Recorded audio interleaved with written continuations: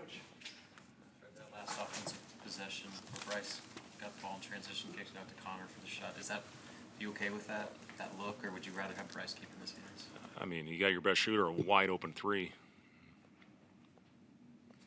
I guess beyond Bryce, didn't get a lot of help offensively, especially with scoring. I guess what do you think led to the struggles beyond him? I'll say this: I'm proud of the team. I'm proud of the guys for going out there and giving ourselves a chance. When you had about as poor an offensive night as you could possibly have, the ball doesn't go in the basket. It's not easy to continue to go out there and have a spirit defensively. But our guys fought like hell all game long to keep us in the game and to give ourselves a chance where we get a great look on a possession where there's under 20 seconds. So, I'm proud of the guys for the way they went out there and fought and battled. And if we play like that with that type of energy, we're going to be fine. We're going to be just fine in these last 3 games heading into the postseason.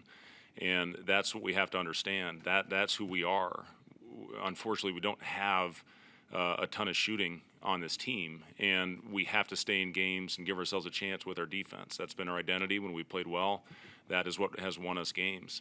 So, I think without Bryce and then, Sam goes 2 for 2, we're 5 of 39 with the rest of our team. That's not going to happen, especially when we had some point-blank ones right there at the rim, and I thought I had some pretty darn good looks. I'll go back and watch the film, but, had some shots from guys that we will 100% take. So, again, if we play with that kind of energy, that type of spirit, we're going to be fine. If we fall off with our energy, we're going to struggle. But we've got 2 days.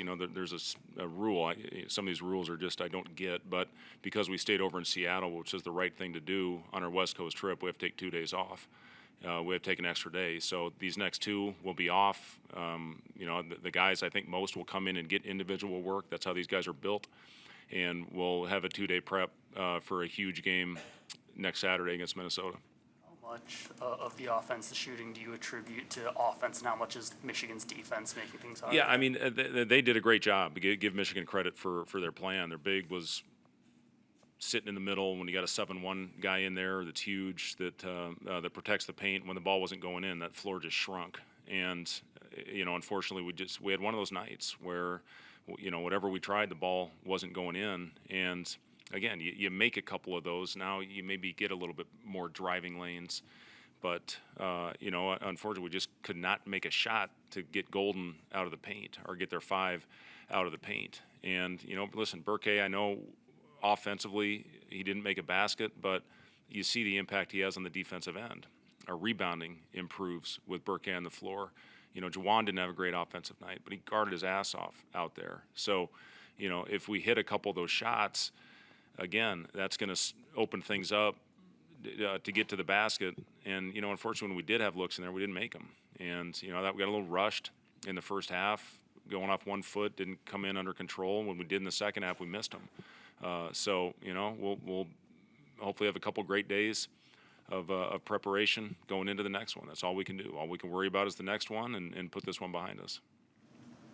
Going up against that size, in the interior, you mentioned the closeness is near the basket. Do you feel like at times guys are maybe anticipating a block coming and that maybe leading to some of those? I thought we anticipated contact on a few of those. I thought we launched into them as opposed to, again, to coming in and if you don't have the angle, if you don't have the advantage, we work on a drill every day to reverse pivot and hit the guy on the pull behind, and we just did not make enough of those plays. When we did get, again, some open ones by some good shooters, unfortunately the ball didn't go in the basket. But, yes, I thought we anticipated contact when we drove the ball into the paint. And, again, you got to be strong in this league if you're going to finish at the basket. We obviously didn't do a very good job of that.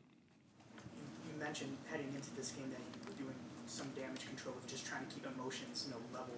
Do you have to do something similar given that you feel like you fixed the defense and now the offense took a bit of a step back? Again, Justin, I told the guys how proud I was of them for how they played. I mean, from playing this game, when the ball's not going to the basket, when you're missing shots you make a lot of times, it is not easy to continue to battle and defend and keep yourself in the game on the other end. But our guys did that. And if we have that type of fight these next 3 games, we're going to be fine, and we're going to be playing in the postseason. And that can't change. Offensively, yes, we need to be better. I think we will be better, but that defensive effort and intensity and edge that we had tonight has to be the same for these remaining 3 games. How do you think you were able to find that defensive edge? Did you see this coming from the past few days of practice? Well, Burke being on the floor is a huge part of that. You see how important he is to us, being able to guard multiple positions, getting deflections. From an analytic standpoint, it's really not even close. He is our most important guy on the defensive end of the floor. So whether he's making baskets or not, he plays a huge role and a very important part to this team. So that's, to answer your question, Wilson, that was a big part of it, is having Burke back out there to play multiple spots. And, listen, you expect, he's had 1 practice where he's had contact.